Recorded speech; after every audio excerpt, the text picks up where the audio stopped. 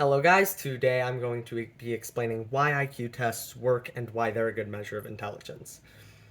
So, IQ tests work because every cognitive ability is correlated.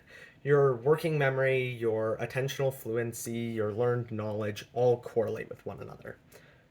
Moderately to highly depending on, your fluid reasoning correlates more highly with your quantitative reasoning than it does with your learned knowledge, right? What IQ tests do is so you can do a mathematical method called factor analysis to determine their correlations on some hypothetical latent factor that correlates with all of them.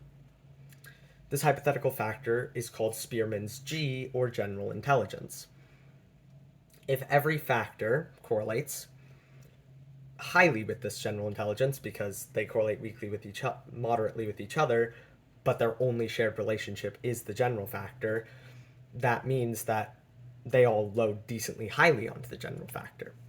An IQ test takes some subtests or little mini tests that each correlate pretty highly with the G factor and just say, sorry, and just say, here, take all of these. We'll take your results, add them up, and say, okay, this is the most likely value for your G factor. We'll call that your IQ, right? And we're referring to G factor as a mean of 100, standard deviation of 15, normally distributed. So the way an IQ test works is it takes these abilities, adds them up, right? You get a score, and most modern ones measure the G factor at a little over a 0.9 correlation coefficient.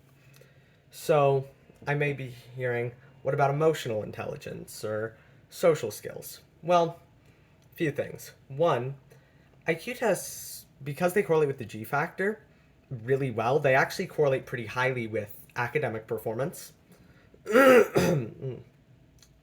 social skills, communication skills, because those are all related to intelligence. They correlate negatively with negative brain functions or brain problems. Not really with ADHD. ADHD has an average of like 96, 97. So they measure intelligence pretty well. Their correlation with emotional intelligence is pretty weak, but overall, we say life success, let's call it financial success, health, they correlate very highly.